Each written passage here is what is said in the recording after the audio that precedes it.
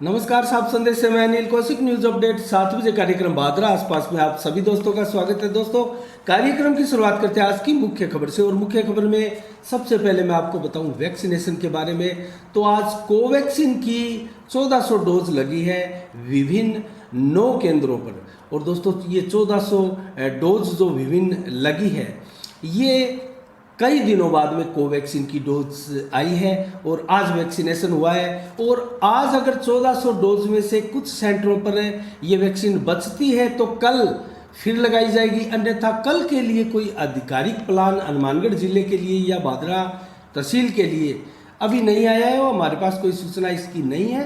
और जब भी कोई नया प्लान आएगा और कोविशील्ड की वैक्सीन आएगी तो उसके लिए हम आपको एक दिन पहले, एक दिन पूर्व अवगत करवा देंगे।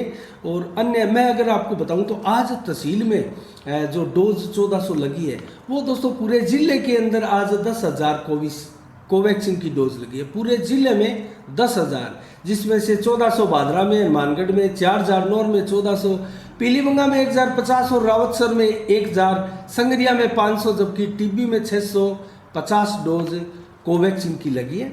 इसके अलावा दोस्तों कल रीट की परीक्षा का एग्ज़ाम संपन्न हुआ है और 16 लाख से अधिक रीट के अभ्यर्थियों ने कल जो है रीट की परीक्षा दी है। और दोस्तों, जो एक दुखद हादसा, एक घटना जो 2 दिन पूर्व चाकसू के पास हुई थी, जिसमें 5 विद्यार्थियों की दर्दनाक मौत हो गई थी और 6 उसमें घायल भी हुए थे। लेकिन परीक्षा देकर लौटते वक्त आज लगभग जो अभ्यर्थी हैं, परीक्षार्थी हैं, वो आज अपने घर लौट चुके हैं।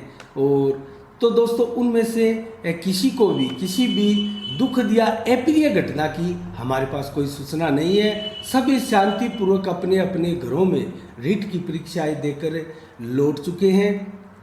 ये हमारे लिए एक अच्छा समाचार है। और आज दोस्तों 27 सितंबर है और भगत सिंह शहीद आजम, उनका आज जन्म दिवस है दोस्तों, उनकी जयंती है। और धूमधाम से शहीद आजम भगत सिंह की जयंती को मनाया गया। और दोस्तों, अगर मैं आपको बताऊं तो 28 सितंबर को भी उनकी जयंती मानी जाती है। कई कागजों में विवरणों को अगर आधार माने तो कई 28 सितंबर का उनका जन्म होना बताते हैं, जबकि 27 सितंबर को अमूमन उनका जन्म दिवस, उनकी जयंती मनाई जाती है।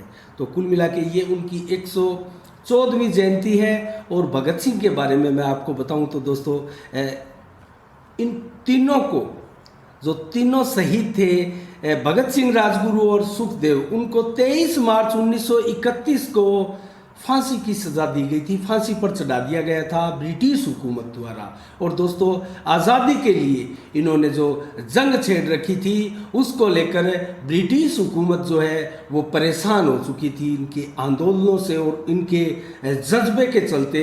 और बड़ी संख्या में जो हिंदुस्तान के लोग आज़ादी के लिए लामबंद हो रहे थे इनके नेतृत्व में, वो ब्रिटिश हुकूमत के लिए बहुत बड़ा सिरदर्द साबित हुए।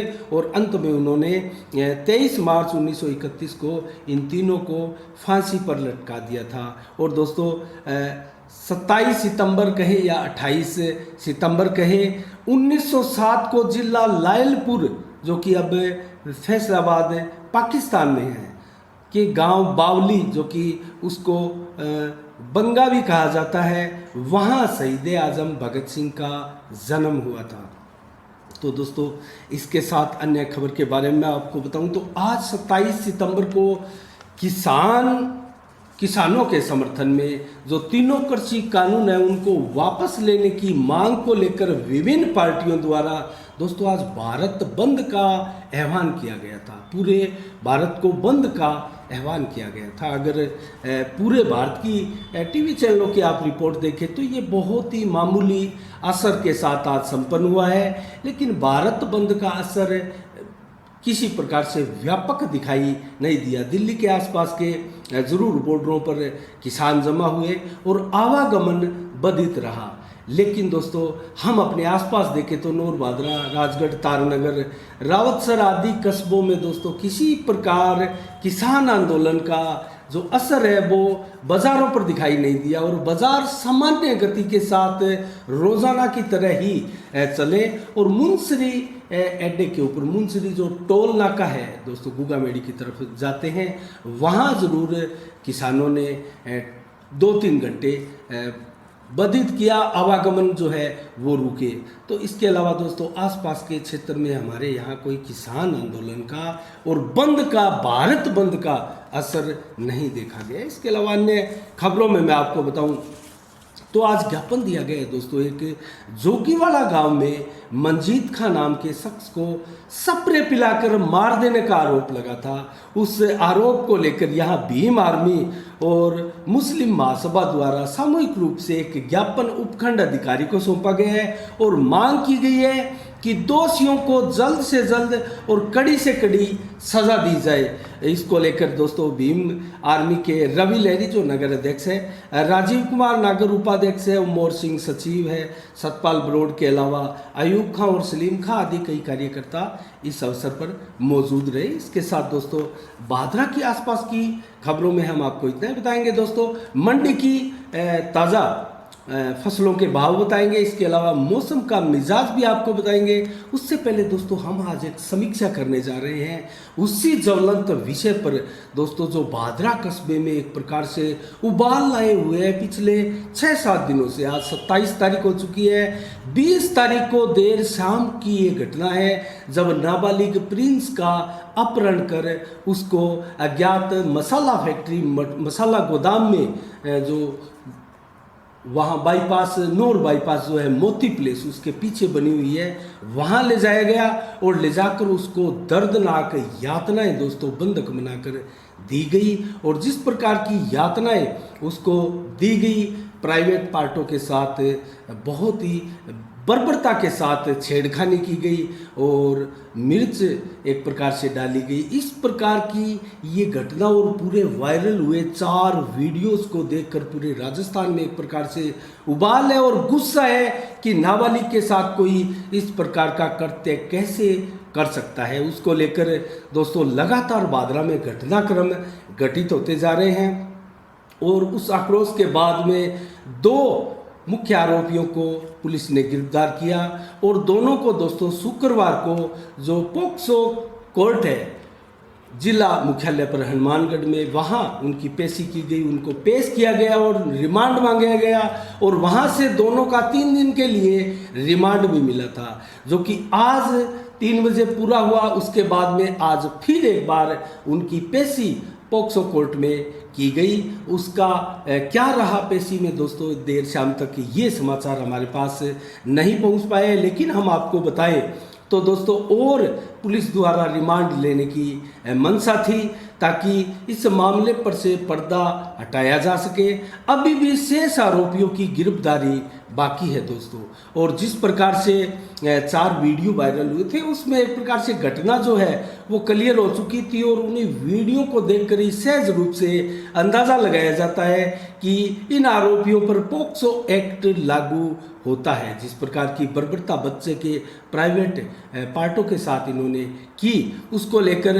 और एक दूसरा अगर मैं आपको बताऊं दोस्तों तो बाल कल्याण समिति जो है उन्होंने भी बयान लिया था इस नाबालिग बच्चे प्रिंस का।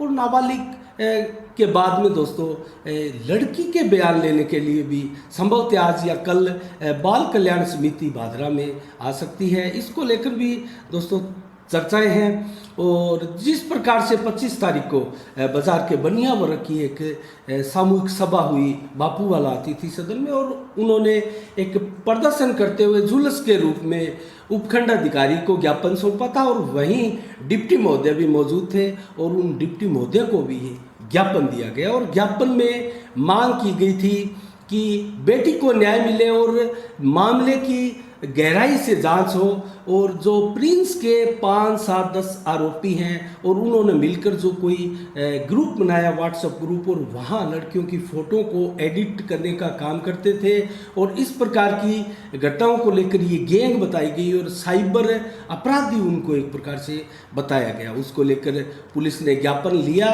और आश्वासन दिया कि हम इसकी गहनता से जाँच करेंगे, लेकिन जब तक प्रिंस अस्पताल में है, इलाज करवा रहा है, तब तक हम उसको कुछ भी नहीं पूछ सकते। तो इस पर व्यापारियों ने सहमति भी जताई थी। उसके बाद में दोस्तों एक प्रकार से कस्बे में चर्चाएं आम हैं और प्रयास किए जा रहे हैं। हम आपको अगर अंदरूनी खबरें बताएं तो लड़के के घर वालों को प्रलोभन के प्रयास एक प्रकार से किए जा रहे हैं और ऐसी चर्चा लगातार कस्बे में आ रही है। अगर लड़की की तरफ से उनके परिजनों का और व्यापारियों का अगर आरोप सही है तो दोस्तों इस तरह की चर्चाओं का औचित्य क्या है? ऐसी घटनाएं फिर क्यों हो रही है? क्यों ज्ञापन दिया जा रहा है? अगर वो सही है तो दोस्तों इसकी सज़ा कानून देगा। कानून इसके लिए बना है और हर तरह की ट्रायल होती है, हर पक्ष के वकील होते हैं, उनकी दलीलें होती है और उस आधार पर केस आगे बढ़ता है और जज उनके ऊपर जो है पूरा मामले की संज्ञान लेके पूरा मामले को देख रेख करके किसी प्रकार से फैसले पर, नतीजे पर पहुंचते हैं। तो क्यों एक प्रकार से ये घबराहट देखी जा रही है एक पक्ष में? और दोस्तों मैं अगर आपको बताऊं तो इसी शंकाओं को लेकर 30 तारीख को, आने वाली 30 सितंबर है दोस्तों, कई सर्व समाज के संगठनों द्वारा और विशेषकर विप्र समाज के संगठनों द्वारा एक बड़ी सभा का आयोजन बीडीएस में किया जा रहा है, बुलाया जा रहा है। तो दोस्तों इस सभा का औचित्य एक प्रकार से क्या है? तो कई ब्राह्मण प्रमुख लोगों से हमारी बात भी हुई थी। उन्होंने दोस्तों एक प्रकार से कहा कि ब्राह्मण समाज के प्रमुख लोगों का कहना है कि पॉक्सो एक्ट हटाने की साजिश रची जा रही है और इसमें राजनीतिक दबाव काम कर रहा है। और अगर ऐसी घटनाएं होती है, अगर ऐसी हरकत होती है तो इसका अंजाम बहुत बुरा होगा और हम बड़े आंदोलन के रूप में भादरा में जो है वो हम आंदोलन करेंगे और इस प्रकार से पूरी भादरा को जाम कर देंगे। दोस्तों इस प्रकार की खबरें आई और एक चर्चा ब्राह्मण समाज के प्रमुख लोगों द्वारा की गई कि कोशिश की जा रही है कि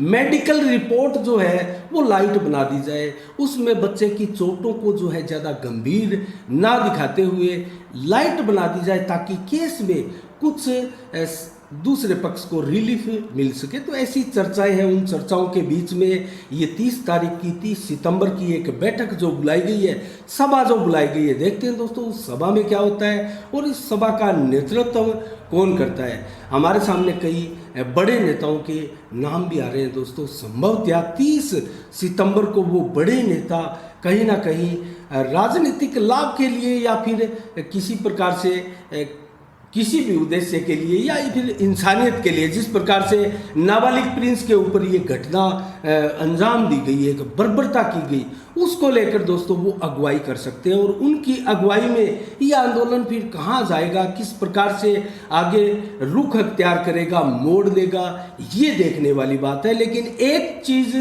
तय मानी जा रही है और वो ये है कि ब्राह्मण समुदाय और बनिया समुदाय में एक प्रकार से टकराव की स्थिति भादरा में देखी जा रही है दोस्तों। और ये बेहद मुश्किल भरा और बहुत ही आने वाले दिनों में एक प्रकार से मुश्किल भरा और परेशानियों में डालने वाला कदम हो सकता है। तो कुल मिला के अगर देखें तो दोनों ही वर्गों को संयम का आभूषण ओढ़ना चाहिए, क्योंकि दोस्तों संयम से कानून अपना काम करेगा, इसमें कतई कोई दो राय नहीं है। जांच को किसी प्रकार से भटकाने की, प्रभावित करने का प्रयास जो है वो प्रयास, उनकी चिंता किसी पक्ष की हो सकती है, लेकिन वो अपने अपने सोर्सेज के माध्यम से, अपने प्रभाव के माध्यम से इस चीज़ के ऊपर निगरानी रख सकते हैं। इसमें कतई कोई गुरेज नहीं है। लेकिन दोस्तों आने वाला समय कहाँ जा रहा है, किस प्रकार का मोड़ ले रहा है, ये देखने वाली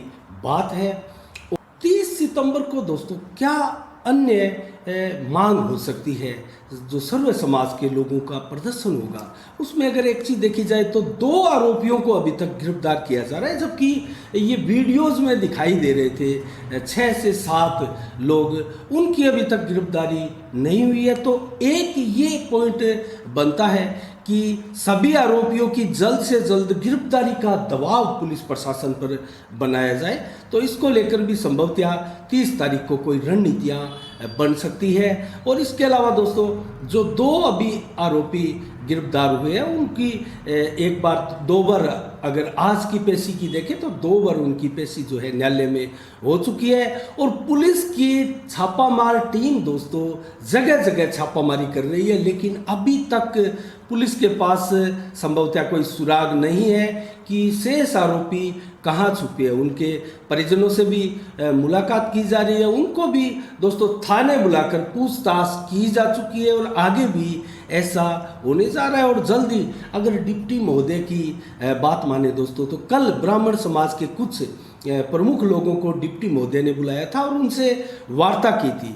और उन्होंने जिस प्रकार से ब्राह्मण नेताओं ने मांग की थी, प्रमुख लोगों ने मांग की थी, जल्द से जल्द आरोपियों को गिरफ्तार किया जाए, अन्यथा हम आगे संघर्ष को तेज करने वाले हैं। तो दोस्तों इस पर डिप्टी महोदय ने ये कहा था कि मैं कोशिश कर रहा हूं और आने वाले 1 या 2 दिन में ही सभी आरोपियों को हम गिरफ्तार कर लेंगे और उनका सुराग लगभग हम उनके पास है, सुराग मिल चुका है।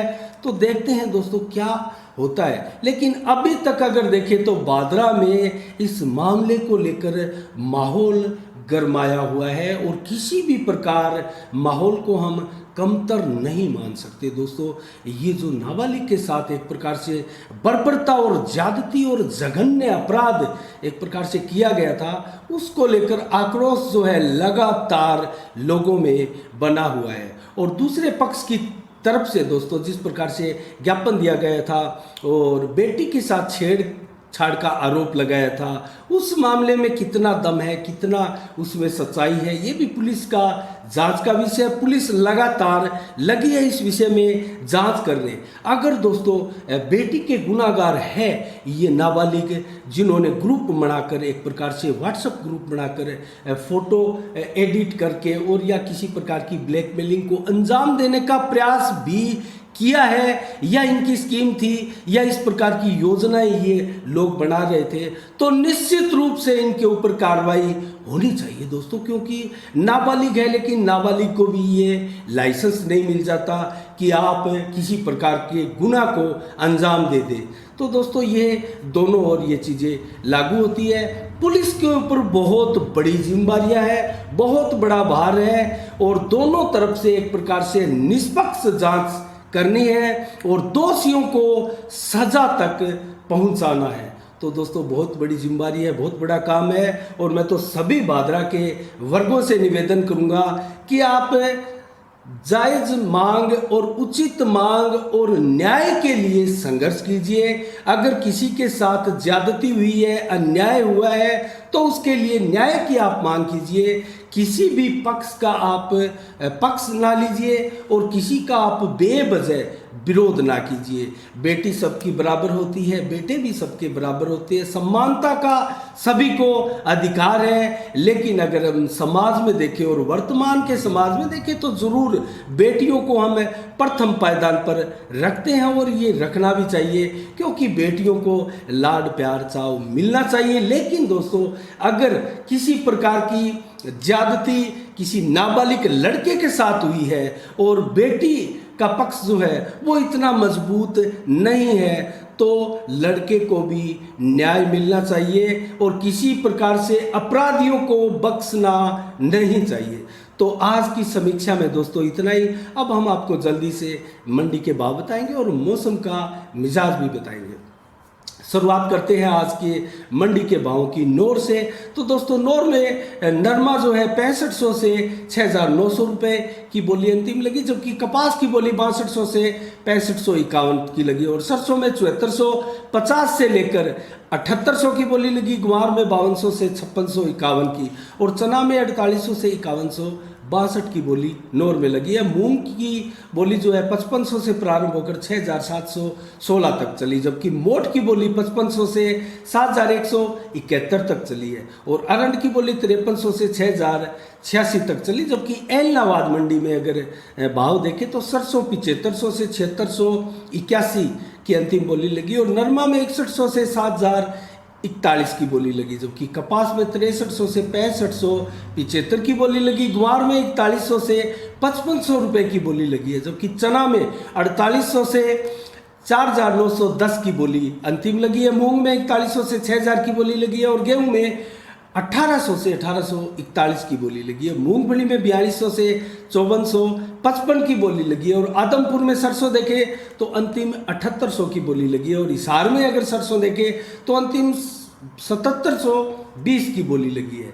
और विजयनगर मंडी में अनाजों के भाव देखें तो चना 4100 से 4125 से 4875 तक, और गेहूं 1870 से 1875 तक, मूंग 3500 से 6245 तक अंतिम बोली लगी।